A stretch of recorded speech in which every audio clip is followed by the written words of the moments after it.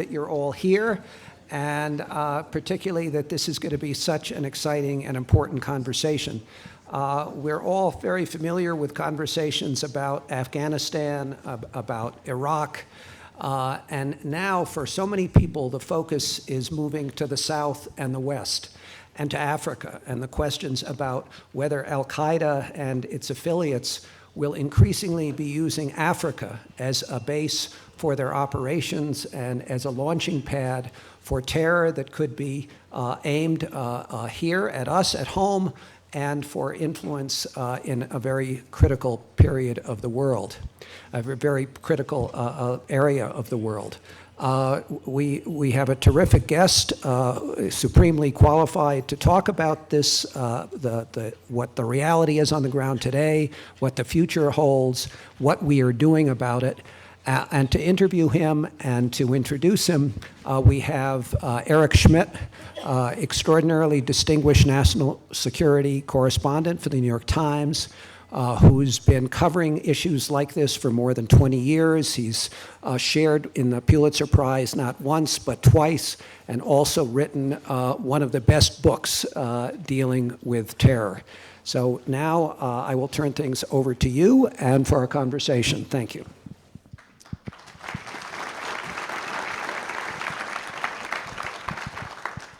Well, thank you very much, Elliot, and thank you for all for coming. It's been a long day, but a great day.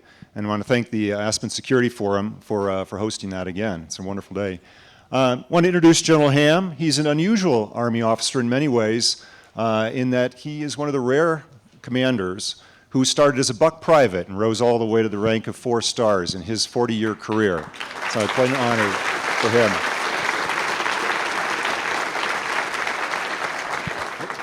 Not in one step. General Ham is the son of a Navy PT boat officer in World War II, and he enlisted in the Army in 1973 as a paratrooper in the 82nd Airborne Division. After earning his officer commission through ROTC at John Carroll University in Cleveland, he's commanded at basically every level of the Army in command. Along the way, he served as an advisor to the Saudi Arabian National Guard Brigade. He commanded U.S. troops in northern Iraq, where he and I met nearly a decade ago, and led the Army's storied 1st Infantry Division. And it was in Iraq, interesting, coming back from Iraq, General Ham distinguished himself in another way, in that he openly talked about the effects of post-traumatic stress that he experienced witnessing the suicide bombing of a mess tent in Mosul, where he commanded, that killed 22 troops and killing 14 American service members. But his expression, I think, made it a lot easier for other troops to come forward in talking about these things. Back in Washington, he has served as the Director of Operations, the J3, in the military's Joint Staff. And before taking over AFRICOM, General Ham led all Army forces in Europe. And it was during this time, in 2010, that General Ham co-authored a Pentagon study along with Defense Department General Counsel Jay Johnson on the military's Don't Ask, Don't Tell policy, a report that concluded that allowing gay men and women to serve openly in the United States military presented a very low risk to the military's effectiveness, and thus became a very important part of the change in policy at the Pentagon. Within days of taking command of the Africa Command as its 2nd commander overall, General Ham was thrust into the lead of carrying out the Allied air campaign in Libya just before NATO took over. He recently retired from 40 years in service in the Army, and he now answers to the rank of grandpa to his 2 grandkids. And he's also going to be spending more time on his motorcycle, I'm told. And he's about to take a great week-long trip in the Rocky Mountain National Park here in Colorado. So, General, it's great to be here with you. You know, as we kind of opened this and started looking at the question of Africa, obviously the President has just returned from a trip there. But I wanted to open our discussion with the question of why it matters to Americans. Why should Americans care about places like Mali, like Somalia, like Africa in general right now? What are the national security interests for Americans today? Well, thanks, Eric and Elliot. Thanks. It is wonderful to be here. This is my first opportunity to come to the Aspen Security Forum, so it's been a real enlightening experience, and I really have enjoyed the diverse nature of the conversation. So thank you, Aspen, for putting this together. Before I answer Eric's question, I would just remind you that as you heard a little bit about what I've done over the past 40 years or so, you didn't hear any mention of Africa. I'm not an Africanist. And I will admit, a couple of years ago, I guess 3 years ago or so, when Secretary Gates told me that he intended to recommend to the President that I be nominated to serve as the commander of AFRICOM, I was pretty excited, but I was equally puzzled. But it comes, Frank, perhaps as no surprise that the United States military has not thought a lot about Africa during most of my service, so there aren't a lot of us who have an African background. It's a small group of foreign area officers who serve as attachés and some intelligence analysts, and they're extraordinary, and we couldn't do without them. But most of us, general practitioners of the U.S. military, haven't thought a lot about Africa. So that's a real question. I asked myself the same question Eric just asked me. Why should the United States care about Africa? And so I guess I'd begin by citing a couple of reasons. The one is Africa's most important resource. 1 billion people. 1 billion people. That's a lot. That's 1/7 of the world's population. It's young and it's growing fast. And so I am sincere when I say that is Africa's greatest resource. So I think any U.S. foreign policy that ignores 1/7 of the world's population probably is doomed to fail. 54 different, very diverse nations across the continent. There is no one Africa. In fact, perhaps the best way you can tell someone doesn't know what they're talking about is what they say, the Africans think this, or the Africans are going to do that. It doesn't work that way. There's great diversity and complexity. But 54 nations is about 1/4, more than 1/4 of the nations on the planet. So 1/4 of the members of the United Nations General Assembly. Again, if you want effective foreign policy, to ignore 1/4 of the nations of the world probably isn't going to get you too far.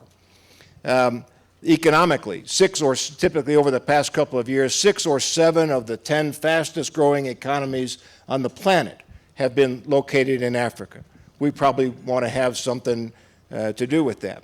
At the other end of the spectrum, the failed state index, the bottom rankings, are also dominated by African states. So you get, again, this great diversity of economic development and growth.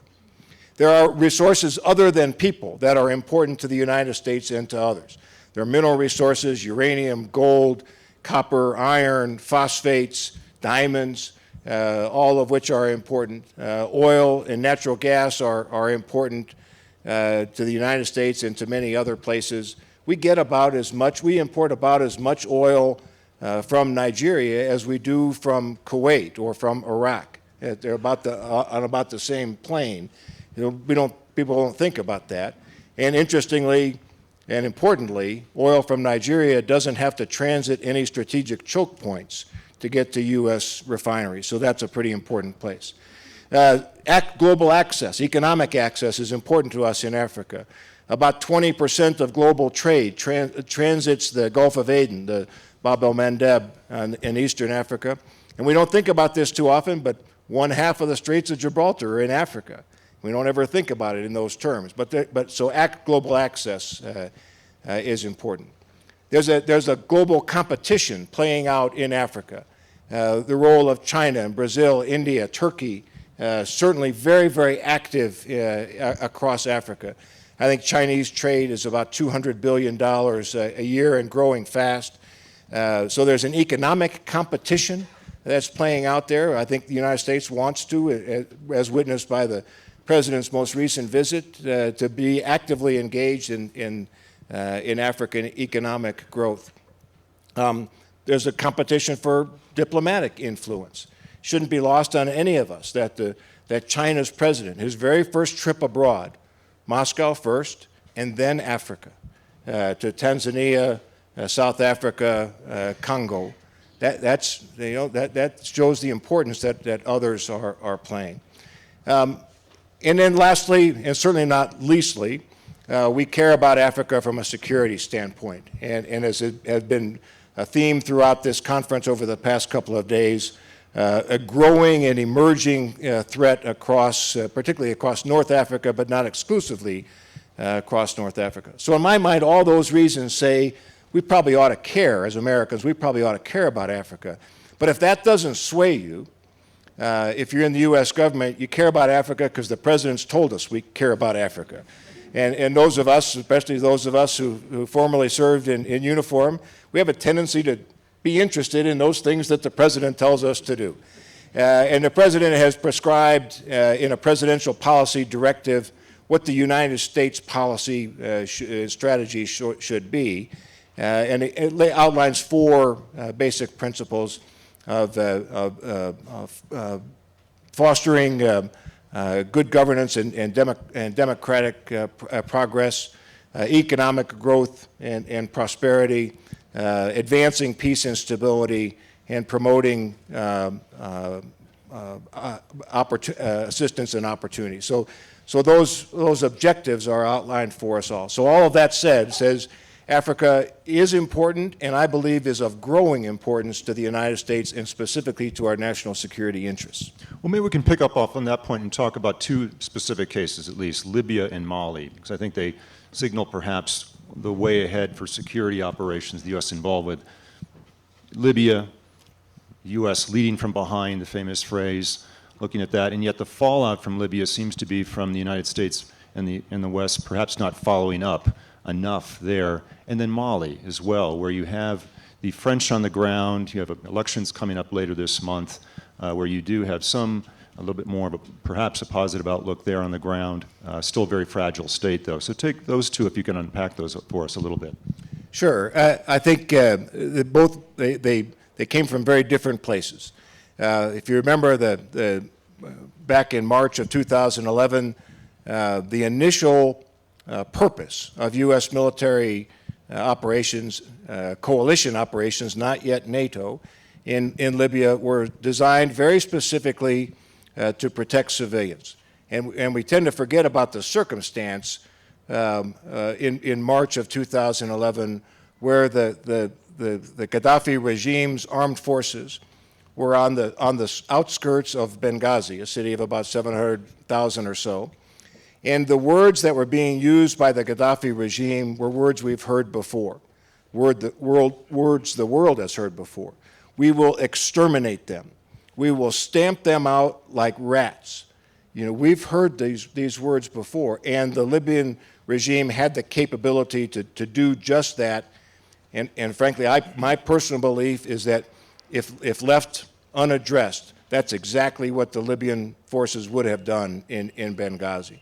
So the purpose was to not let them do that, and so that's what we undertook after a few weeks of that transition to NATO. And then I think the mission over time changed over the ensuing months. Ultimately, then with the really total collapse of the Gaddafi regime, the death of Gaddafi, and then elections and promise and hope. But as several have mentioned in discussions today and yesterday, this business of democratization is ugly business. And it takes time, and it's complex, and it's never going to proceed smoothly. And unfortunately, what we've seen play out in Libya has played out in many cases violently as well. I don't think any of us, certainly I don't have the crystal ball that says where Libya is going to proceed, or how they will proceed, but for the first time in over 40 years, the Libyan people have an opportunity to chart their own way ahead, and I think that's a good thing. But you have a very weak government now in Tripoli. Militias control much of the country, certainly the east, and there are even reports that southern Libya is the new safe haven for extremists moving through the area. The government really has no writ at all in that part of the country. How much of a threat does this very unstable type government appear to be in Libya? It's a very significant threat, and I think as the intelligence panel discussed yesterday that while Al-Qaeda and other more formalized organizations did not have a role in fostering the Arab awakening or the so-called Arab Spring, they certainly have taken advantage of the unrest and the instability that has followed the collapse of Gaddafi and Ben Ali and in Tunisia and others. And so they have taken advantage of that and have established, in some cases, reestablished networks in far eastern Libya, certainly in southwestern Libya, that are of grave concern. Our role, the U.S. military's role, I think, in Libya mirrors what Africa Command's overall mission is, and that is to strengthen the defense capabilities of African nations so that they are increasingly capable of providing for their own security and stability. It's going to be hard to do in Libya. It is hard to do, but we have some programs that are already underway at the request of the Libyan government, where U.S. military forces and others are working with the Libyans to help create the kind of credible, capable security forces that the nation requires. It's going to be a long slog, but I think the right steps are underway. We'll come back to Benghazi in particular because I want to discuss that whole incident with you in more detail. But talk a little bit about Mali and where that is. The U.S. took another step. It had French allies who were willing to intervene really quickly in January when the Islamists were moving toward the capital. What role is the U.S. playing now in supporting that French campaign, and how much more aid or assistance might it provide after the elections? I think Mali offers an example of one way that U.S. military assistance can be of benefit. Of course, we shouldn't forget that the U.S. military, Africa Command specifically, and European Command before, was in fact engaged with the Malian armed forces. And it's not lost on this audience that the guy who led the military coup had undergone some training with U.S. military forces. That's not a chapter we're particularly proud of. And it created a very difficult situation in Mali. As it turns out, Eric and I were together in Niamey, Niger, when things started this latest set of operations began in neighboring Mali, with the interim Malian government requesting assistance from the French. French responded very quickly. And the French came to the United States and said, hey, we're willing to do this. The Malians have asked us, we need a little bit of help. And they asked for some help in what we've kind of in the post-Libya era at AFRICOM called unique U.S. military capabilities. So in this case, the French asked for some transport. They asked for some aerial refueling, capabilities that the United States possesses in greater capacity than just about any other country. And so we were able to facilitate that in support of the French, eventually over time in support of other African nations who were troop contributing to what is now a UN mission that I had to write the name down because you think we're bad with acronyms.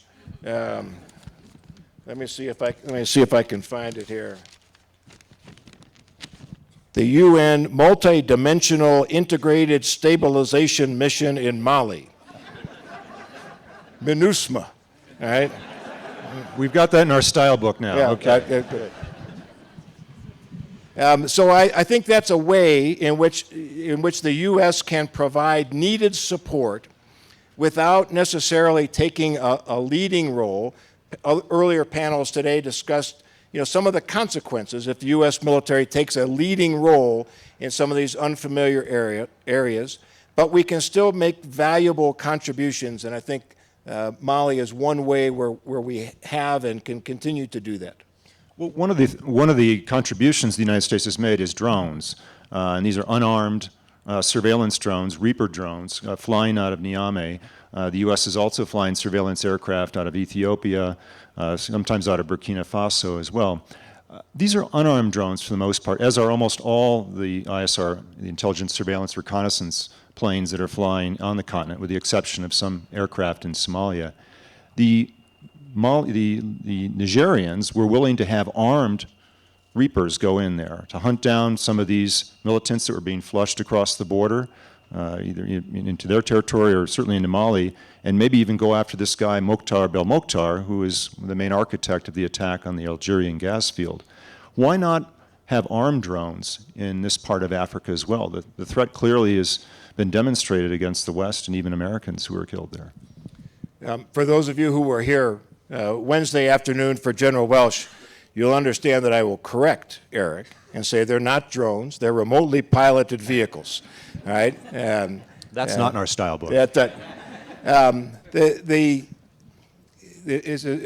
The use of remotely piloted vehicles in Africa is again a great application of perhaps not a unique U.S. military capability, but certainly a capability that the United States possesses in greater quantity and capability than most other nations.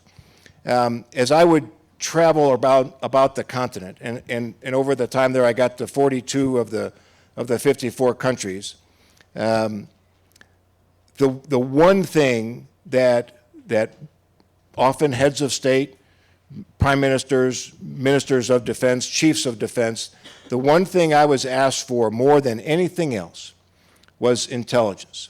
Help us better understand what's going on in our own country, help us understand what's going on in neighboring countries.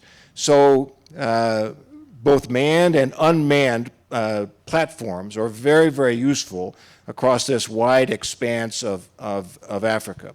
In the particular case of Mali and Niger, when the French began their operations, it was clear that they needed a capability to see what was happening out ahead of them. The Nigerians, I think, in a very brave and bold move by President Issoufou, requested and allowed for the basing of U.S. military aircraft in his country. I think it is true that the Nigerians were certainly willing to have armed capability. As a military commander, I would have liked to have had that. There was no authorization to use to strike anything in that region. But as a former military commander, I would like to have in my hip pocket all the possible tools. The decision was other than that. The decision was to go unarmed, and that's okay. That really met the intent of the mission. Did you have a formal request to the White House to use armed drones, since the Nigerians were willing to allow that? Well, as you know, Eric, there is this thing called the chain of command, all right? And so when the Nigerians made the request, that obviously goes through diplomatic channels, and then there's a U.S. policy discussion about, what should we do in response to this request. The Department of Defense certainly plays a role in that. And I most certainly had the opportunity to engage with the Chairman of the Joint Chiefs, with the Secretary of Defense. And again, it won't surprise you that as a former military commander, I wanted all the capacity I could get, even though there wasn't any authorization to conduct strike. The decision was go unarmed, and it has worked out well. Do you feel in retrospect that is the correct decision? Is that because armed drones now carry too much baggage from Pakistan, from Yemen, and that you might actually create more enemies by having that capability, even if you never used it or used it rarely?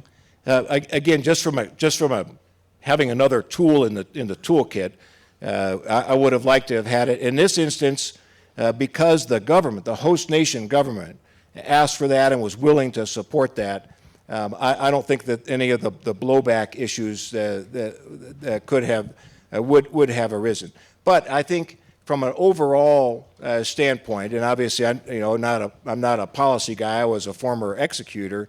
I can see the rationale in staying with unarmed, and it has worked out quite well. It has provided the intelligence in support of the French, the Nigerians, as they have accomplished their missions. And finally, on this point, assess the threat for us now, this organization, Al-Qaeda in the Islamic Maghreb. I think it was alluded to in one of the panels this morning. Up until the attack on the gas fields, this was seen as largely almost a stepchild within the Al-Qaeda constellation, a bunch of kidnappers and smugglers. And yet they've carried out this kind of attack. They obviously took over more than half of Mali with some other groups that would seem to be adherents of Al-Qaeda, if not affiliated otherwise. Talk about the threat. Is the threat just been pushed out of Mali now, or what is the status of that in the region? Well, the characterization, Eric, that you just made of al-Qaeda in the lands of the Islamic Maghreb was not the view that Africa Command held. It was formally affiliated with al-Qaeda Maine, if you will. All the agreements and had been formalized.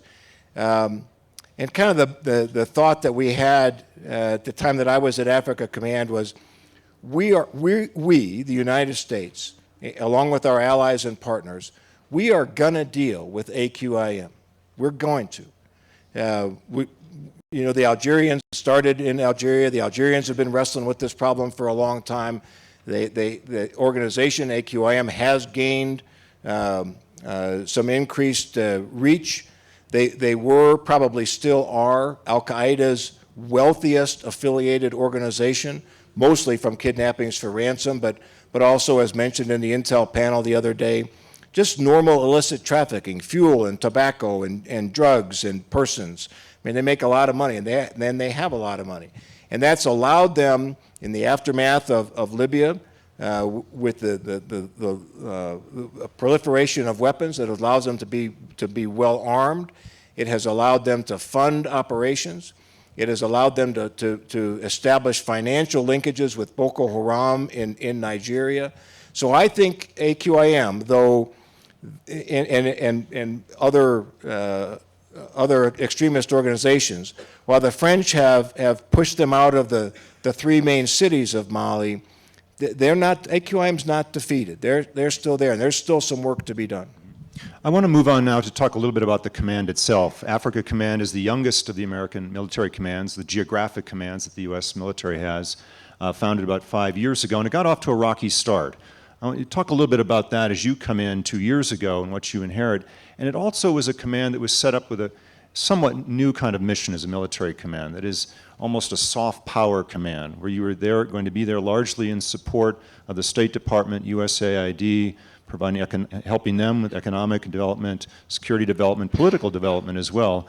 Obviously, your first couple of weeks on the job, you ran into the notion that here we have very much of a hard power command as well in the air campaign in Libya. How is the command balancing those two priorities right now, and how do you see them as your successor, General Rodriguez, takes this command into the future? You're right. When the command was born, the instructions that established the command basically assigned to Africa Command all of the normal functions assigned to a geographic combatant command in terms of control of U.S. military forces. But there's one line in the basic instruction that said, Africa Command will accomplish its mission with a particular emphasis on whole-of-government approaches to security challenges. And as the command was formed, there was an intent to have a larger than normal non-Department of Defense presence in the command. A civilian deputy, a former ambassador, a senior foreign service officer serving at the command to offer that perspective. So two deputies, a military deputy for operations and a civilian deputy for civil military activities. A number of the directors, the senior leaders, are foreign service officers. There's a senior developmental advisor from USAID. So the construct of the command was a little bit different in having a greater interagency presence given the nature of the operating environment. That's proven to be very, very beneficial, and those who envisioned that at the outset, I think, had exactly the right approach. In my personal view, I think the command in its early stages focused almost exclusively at the security assistance, humanitarian and disaster relief area, building partner capacity, and frankly we didn't really see ourselves as a fighting command. Libya brought that to the fore. And I have to give great credit to my predecessor in command, General Ward, who I don't think he knew exactly what was going to happen in Libya, but he knew something was going to happen in Libya. And before I arrived, General Ward had established the Joint Task Force that that proved to be the nucleus for the execution of the campaign. But what Libya reminded us is that military commands are military commands, and you have to be able to operate across the spectrum of conflict. Certainly at Africa Command, you don't want to be at the air campaign or ground campaign, or I guess the word that's popular this week is kinetic end of the spectrum. That's not really where you want to be. Where'd that worm come from anyway? I think John Allen, I think is yeah.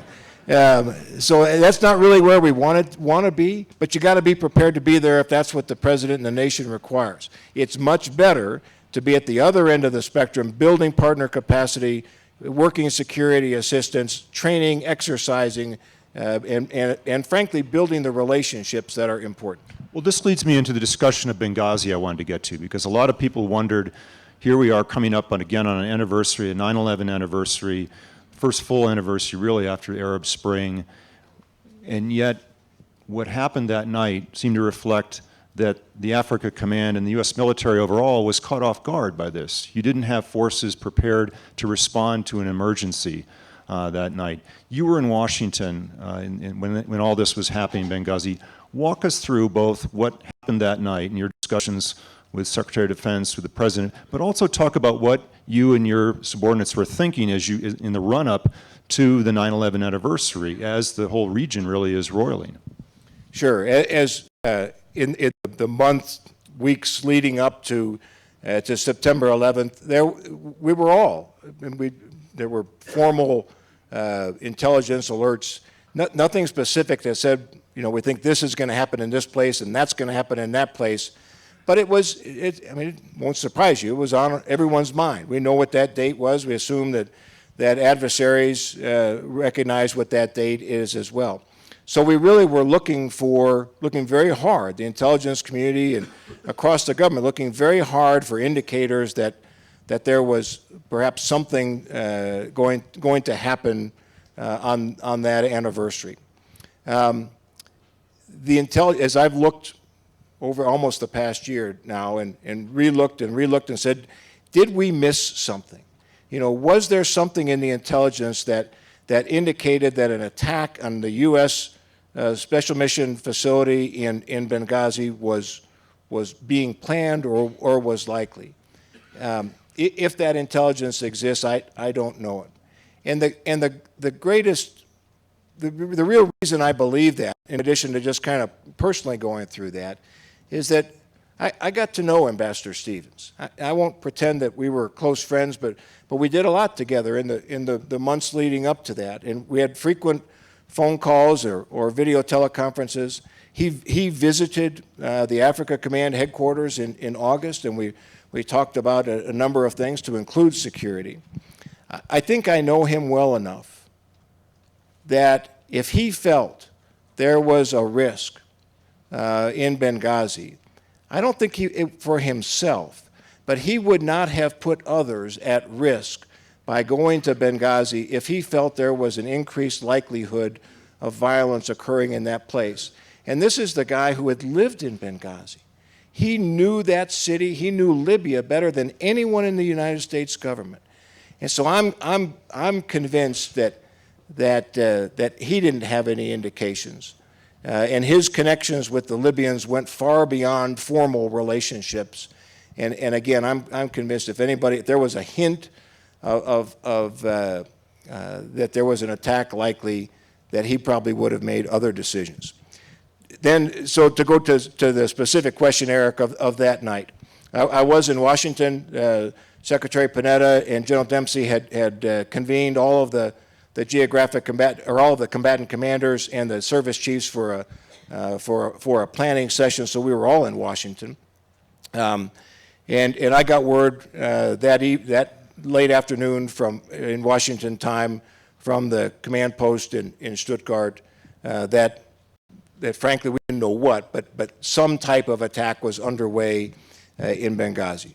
It became apparent to all of us at Africa Command pretty quickly that this was not a demonstration. This was a violent attack. Did you think it was a terrorist attack?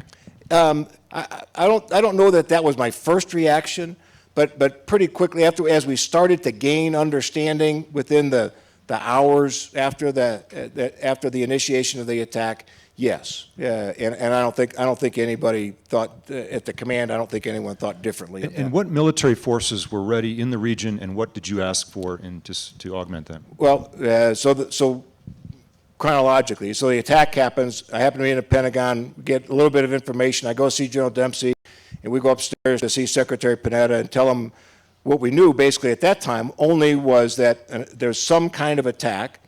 We knew from the embassy in Tripoli how many people and who they were who were at the special mission facility. We knew the ambassador was there. Initial reports, we didn't know anything, but pretty shortly thereafter we knew that the ambassador and Mr. Schmitt were unaccounted for, but we didn't know much more than that. We did have, at that time in September of 2012, we shared a Commanders in Extremis force with European Command. It happened to be in Croatia at the time. They were on a 6-hour notice, which is a pretty normal alert time. They've got all their aircraft and with them.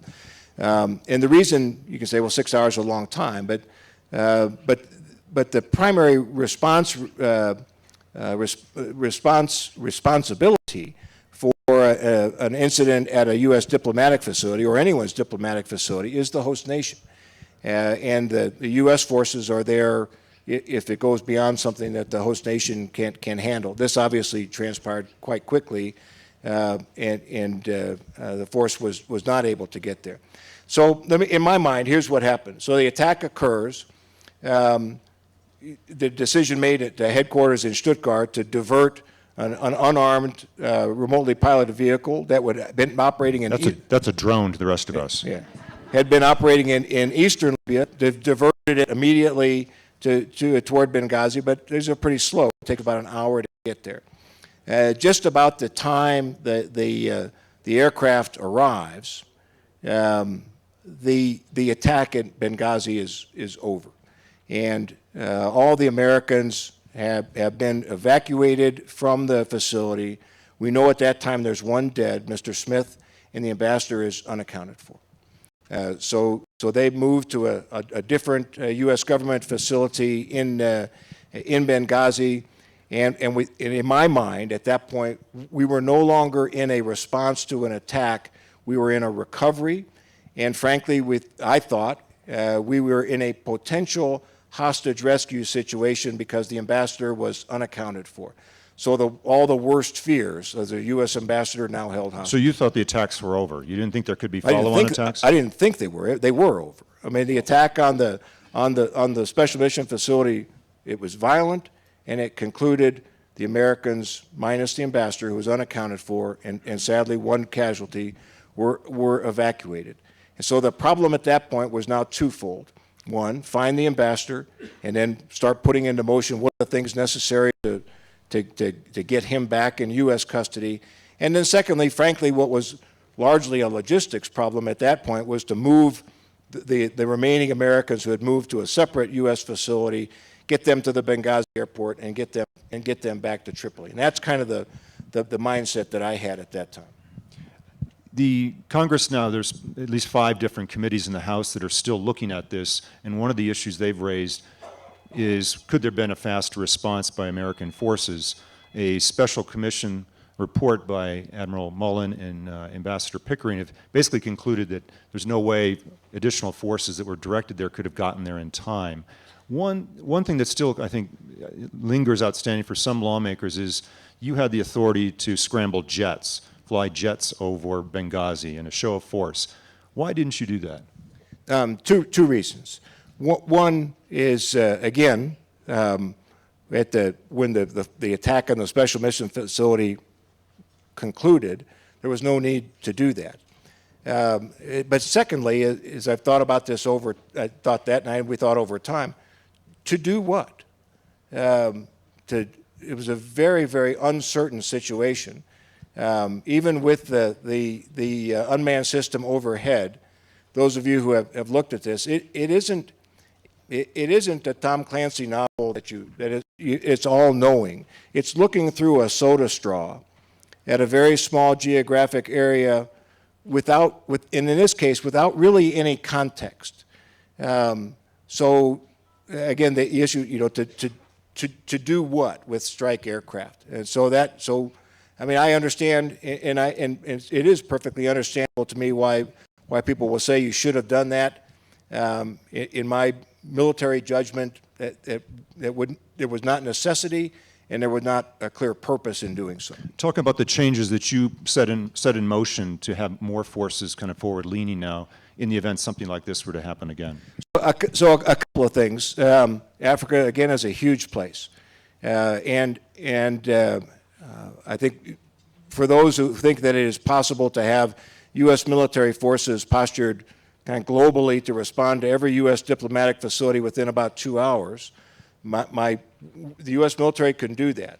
I would just ask all of you to be prepared to write a very, very large check to do that. It takes a lot more people. It's just not a feasible course of action. But the command has subsequently increased its response posture so that there is now a response force at the one base that we do have at Camp Lemonnier in Djibouti that can cover kind of East Africa. Sigonella, Italy has another capability, and good graces of the Commandant of the Marine Corps, General Jim Amos, has established a special purpose Marine Air Ground Task Force for crisis response based in Spain that can reach a lot of North and West Africa. We're not very well postured for Central or Southern Africa yet, but we're better postured than we were previously. As it was discussed in the panel this morning, and as the intelligence community, I think, has said, the United States knows who some of the perpetrators of this attack are, and the President, of course, has vowed to bring them to justice. We're coming up now on a year almost since the attack happened. Why hasn't that happened? Why haven't these perpetrators been brought to justice, if indeed we know who they are and likely where they are? It is, of course, a law enforcement issue, and the FBI is the lead agency. I think, as was alluded to in an earlier panel, this is one of the consequences of the fragility of the Libyan government. Progress was made initially, but then the government changes, key leaders change, they're different. As the ambassador in the last panel mentioned, all politics are local, and in Libya that is very much the case. And so the Libyan government has to wrestle with this idea of, do we apprehend this guy, and do we, what would that mean to us if we apprehended some of these people, if we tried them, if we handed them over, to the. I mean, it's a very, very complex issue, and I think it is more that. The dealing between the government of the United States and this emerging but yet fragile government of Libya that has impeded any significant progress on bringing to justice those who killed our friends. We'll talk about that in the sense the challenges this poses not just to the military or the Africa Command, but the U.S. as a whole in dealing with perhaps unreliable partners or partners that don't have the wherewithal to take on these kind of issues, and a United States which is, as they've drawn down from Iraq and are drawing down from Afghanistan, is less and less willing to put large forces forward. How does the United States deal with some of these threats and some of these groups now that aren't necessarily al-Qaeda or even al-Qaeda affiliates, but something even more shadowy, it seems, something more attenuated that may be local groups that are drawing on the inspiration of al-Qaeda?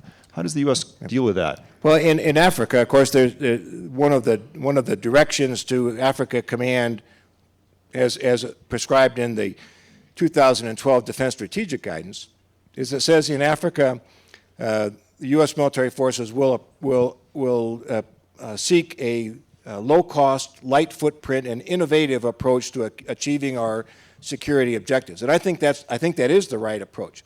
Africa is not a place where large U.S. military forces are required or appropriate. So in dealing with these emerging governments, frankly, it's frustrating. We establish relationships. The older I get, the more I believe that relationships are really what matter. And so you establish relationships with the Prime Minister, with the Minister of Defense, with the Chief of Defense. The first visit I made to Tripoli with Secretary Panetta We met all these individuals. It was a great visit. We mapped out some things. Then the government changes, and now you have a new cast of characters. And because these are emerging and fragile governments, they don't have the same continuity of programs that an established government like ours has. We change.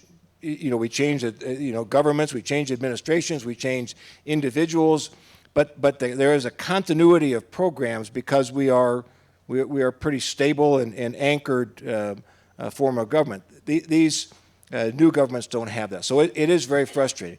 So you just have to go back in and start by establishing a relationship with the new person, with the new chief of defense, with the new minister of defense, with the new prime minister, and say, here's what we can do if you are interested.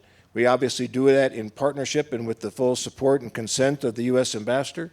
And then you start anew, and that's what we try to do. Before we go to questions, I want to ask one last one, drawing on your 40-year experience in the military, to kind of step back from your most recent command and talk about United States forces coming home now from the wars, a decade of war in Iraq and Afghanistan now, and is someone who's been both an enlisted person as well as an officer. What do you see the challenges facing military commands? And I think Admiral McCraven talked a little bit about this today. General Allen may have as well touched on it. These forces that have been in the fight now for over a decade in places like Afghanistan and Iraq, how do you retain them? How do you keep them on board? And how do you keep them sharp? And how do you keep them engaged in a civilian society when they come home? Well, the first thing we do is say thank you. I think all of us as Americans should be extraordinarily thankful that for particularly the young women and men who choose to serve in the military.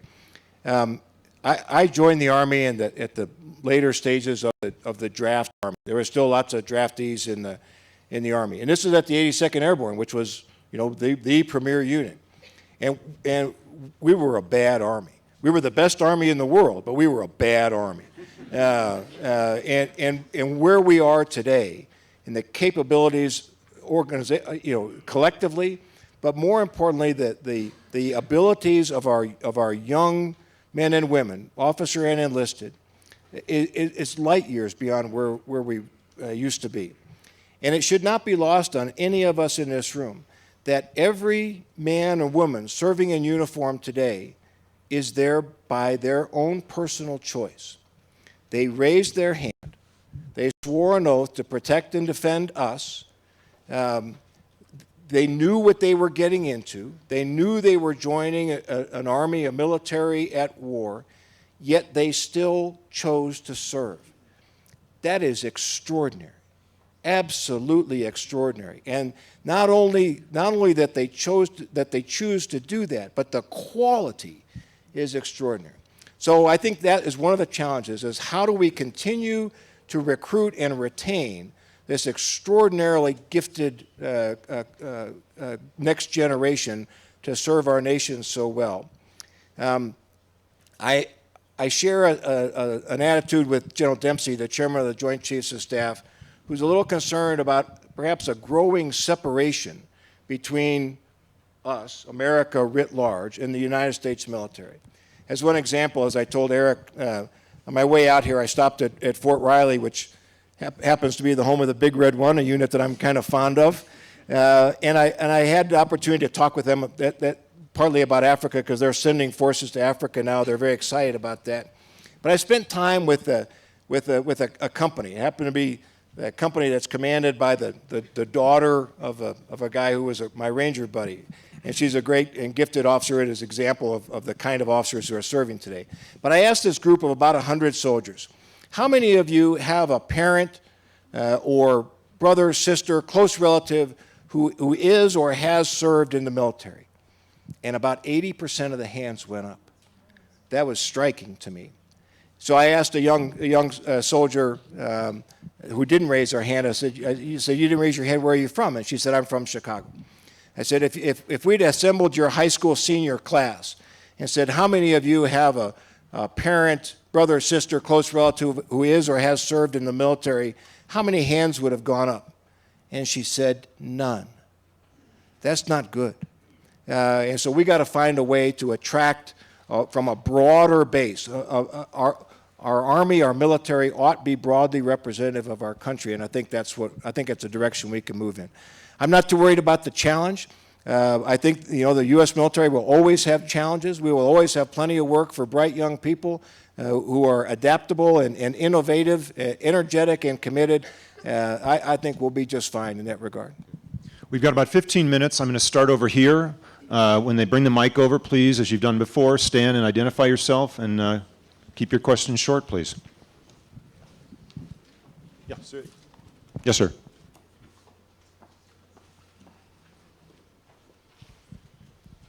Hi, good evening, General. John Doyle with the 4G War Blog, also stringing at this event for Aviation Week. When AFRICOM first started, it was no secret that it was very unpopular with a lot of the regimes in the country. There was a lot of speculation in the press about where you would be headquartered. And as I recall, only Liberia, whose president was fearful of being overthrown, was greeting you with open arms. And at the time you were saying, well, or I guess it was General Ward at the time, was saying, well, there never really was a plan to have troops based there. Except for the base in Djibouti, there really was no American presence. But now we have drones flying out of Niger and, as Eric has said, sometimes Ethiopia and Burkina Faso. Is there more acceptance of American troops being based there, or at least based there on a temporary basis or a rotational basis, much like we're seeing in the Asian area where the rise of China has got a lot of countries that didn't want us around want us back again? Thanks, John. I think over the 5+ years of the command, I think the soldiers, sailors, airmen, Marines, special operators, civilians have done so much to diminish the fears, the anxieties of many African countries, and by their actions demonstrate that, hey, we're here, we really are here to help. And it's, obviously we can't go anywhere without, as Admiral McCraven said earlier today, we don't go anywhere without the consent of the host nation government and without the consent and support of the U.S. ambassador. So I think I think many nations, not all, many nations have found it in their best interest to have a military-to-military relationship with the United States military, and they do that through Africa Command. You raised the issue of the headquarters location, so let me just address that real quickly. It was envisioned at the outset of the command that there would be a number of permanent or semi-permanent, maybe regional hubs from which the U.S. military would operate, and that didn't go over particularly well. We didn't cover ourselves in glory in coordinating that with our African partners, and so there were some barriers that went up pretty quickly. Most of those are down, not all. There is still some resistance. But now, frankly, it's a matter of practicality.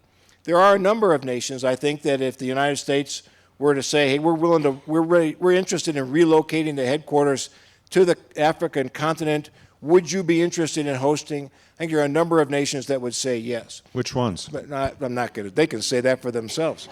But frankly, my issue was, I couldn't see myself going to the Secretary of Defense in this particular fiscally constrained environment and say, hey, Mr. Secretary, could you give me $1 billion to relocate to Africa? Because that's about what it would take. Because those of you who know the U.S. military, we don't do anything small. You know, we build a headquarters, but then we build troop housing and family housing and schools and playgrounds and commissaries and hospitals and baseball fields and churches, and I mean, it's expensive. And so right now, it's just not practical. Stuttgart is a very good place to be. They're a great host city. We're adjacent to European Command, which is a good thing. We're close to European allies who do a lot of work in Africa. A great commercial airport nearby that facilitates travel. It's a good place to be. In the back. General Michael Garcia, retired E9 intelligence analyst. I know you talked about the 82nd being real good, but I was with 101st, and so take a little. I was an intelligence analyst for a long time, and one of the things that I've seen over the term is there's sort of a difference between tactical intelligence and strategic intelligence. And we were pretty good on the tactical intelligence side. We've got drones and, remote piloted vehicles. Yes, sir. But one of the things that we've seen over and over again as we begin to go into some of these new areas, we don't have the language skills. We don't have the cultural knowledge. And we end up dealing with governments when we should be perhaps dealing with tribal structures. And I guess my question to you is, as you see going forward, and particularly AFRICOM, where you want to do things differently than we do in some of these other commands, on a scale of, say, 1 to 5, how would you rate your strategic intelligence capability? In other words, your organic strategic intelligence capability, not calling the FBI, or not calling the CIA, not calling somebody else, but your guys there under your command that you can direct, that speak the languages, that have that kind of touch with the culture that can inform you on decisions right away. Thanks, Sergeant Major. Thanks for your service. I guess I'd rate us probably right about in the middle, in the 2.5 range. We're not nearly where we ought to be. We're better than we have been. A couple of endeavors to improve our understanding of the operating environment. One, Admiral McCraven talked about, that there's theater special operations commands for each of the geographic commands. And Africa is no different with a theater special operations command co-located with the headquarters in Stuttgart. But frankly, very few of those special operators spend time in Stuttgart. In Stuttgart, they're mostly in Africa, and they do bring with them language skills and a higher level of cultural understanding, as we would expect special operators to have. It's a particular challenge in Africa because of the diversity of cultures and languages. I mean, over 1,000 different languages and dialects, numerous religions and ethnic and tribal differentiations amongst the populace. So the special operators are probably good. It is one of the reasons why the construct was to bring in the interagency representatives, because the foreign service officers or the U.S. aid personnel, most of them have long service in Africa in a number of different countries. And so they do bring with them a heightened cultural awareness and language capability. And we relied very heavily on them. As we thought about an exercise or a training program or something, it was very useful to have somebody who had actually lived there and been there and knew the people and say, hey, if you try it this way, you're going to get rejected. You got to have a different understanding. But we have a long way to go. And as Admiral McCraven talked about, a more closer geographic alignment of special operations forces will help. The Army's regionally aligned force, the Marine Corps Special Purpose MAGTF, the Navy's Africa Partnership Station, the Air Force Africa Partnership Flight, all seek to achieve what you talked about, is a group of people with better cultural understanding so that we can be most effective. But I think it all begins with, we have to listen first. We can't carry with us when we go to any African country, we can't carry with us an attitude that we're the U.S. military, we know how to do this best, you guys do what we do and you're going to be okay. That doesn't work. We got to engage in what I call genuine partnership, which is a relationship that is beneficial to all participants. We gain as much as we give when we participate in activities in Africa, and I think that's the right approach.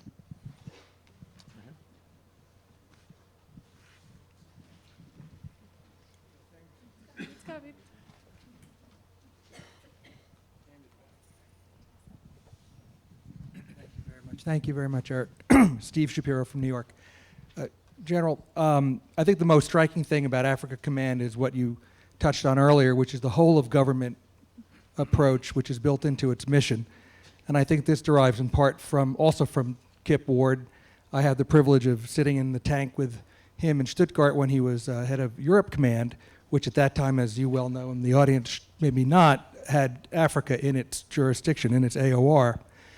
And around the table, he had not only his J staff, but he had agriculture, Department of Agriculture, FBI, he had Commerce sitting there, he had USAID calling guys out of retirement to deliver all of these services.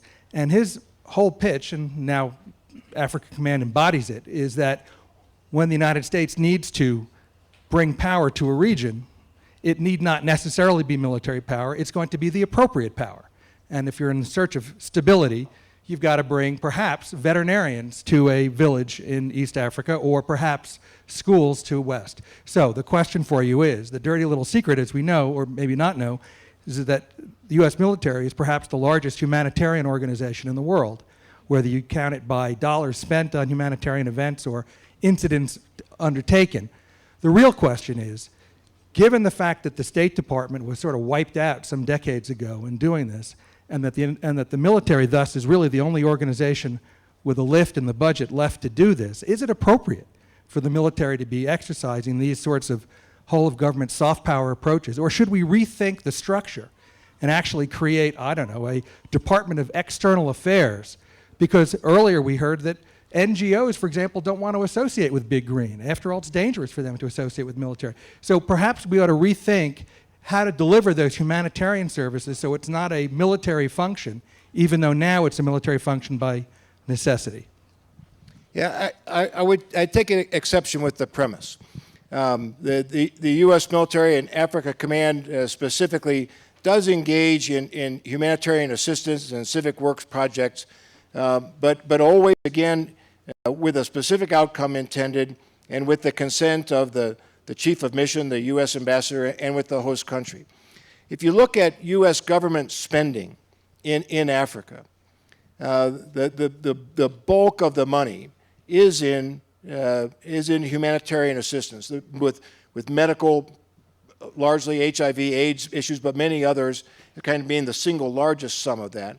Education and agriculture, kind of the next big buckets of money. And you have to go pretty far down the list of where the U.S. spends money before you start to get to foreign military financing or some of the specific DoD programs for training and assistance. So the amount of money that DoD spends is dwarfed by U.S. aid and by the State Department. I happen to believe that that's the right approach. I think the U.S. military is an essential but non-decisive component of U.S. foreign policy in Africa. There are a lot of things you need us for. We got to help with security and stability. There are some things that you're exactly right. The U.S. military has the capability to lift. We can surge. We can bring resources to a problem more quickly than many other government agencies, but we are not the solution. And so I think so we fit in as a supporting element to a country plan, to a regional plan, to a U.S. foreign policy as prescribed in the Presidential Policy Directive, and I think that's the right approach for us. Every now and then, Libya, a good example, every now and then the U.S. military has a lead, and this is a military campaign, but that's not the long-term strategy, and that's not going to help us achieve in the long term our national security interests. General Swan. Guy Swan from the Association of the U.S. Army. Sir, we didn't talk about one of the ongoing issues, and that's Egypt in your former AOR.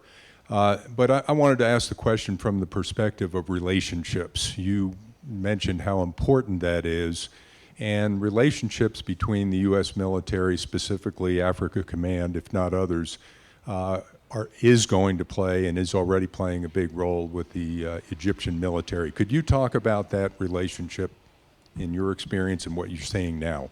Yeah, Guy, I can't, but very briefly, some of you will know that Egypt is not in Africa Command's area of responsibility. It remains in the U.S. Central Command. So General Mattis, if he's here someplace, so you can quiz him tomorrow on that.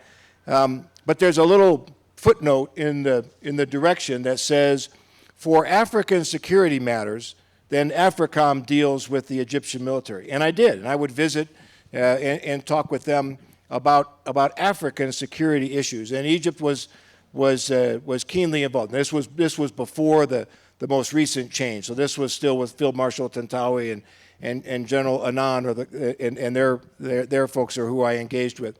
But Egypt was very concerned, obviously, what's going on in Libya. They wanted to play a productive role there. They have a long relationship, military-to-military relationship with Libya. They're keenly concerned about Nile River security matters in the countries of East Africa. But more broadly, I think Egypt wants to return to a role that they have played for many years in training, advising, some cases educating the leaders and the units of African militaries. I think that day will come again, but Egypt's got to stabilize itself first. Got time for one more question. Phil?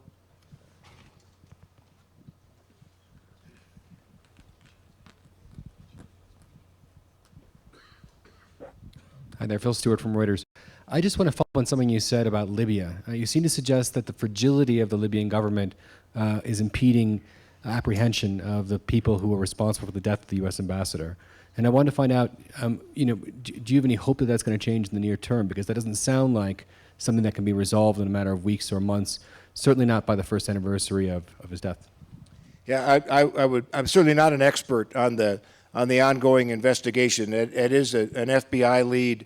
But I think any time when the just as I mentioned, your interlocutors inside the Libyan government, as they change, because so much of this is relationships and so much of this is trust. And if the person you're working with suddenly is now out of office and you've got a brand new person who doesn't have background and history, it just frustrates and complicates the process. And so that's what I intended and hope to convey by the fragility of the government as it changes. The key people that I assume that FBI is interacting with, as they change, as more senior decision makers change, ministers and prime ministers and others at senior leadership positions, and policies change. And that's what I think complicates and frustrates our very understandable effort, FBI-led, to find and bring to justice those who killed 4 of our friends. General, thank you very much, and thank you all for coming.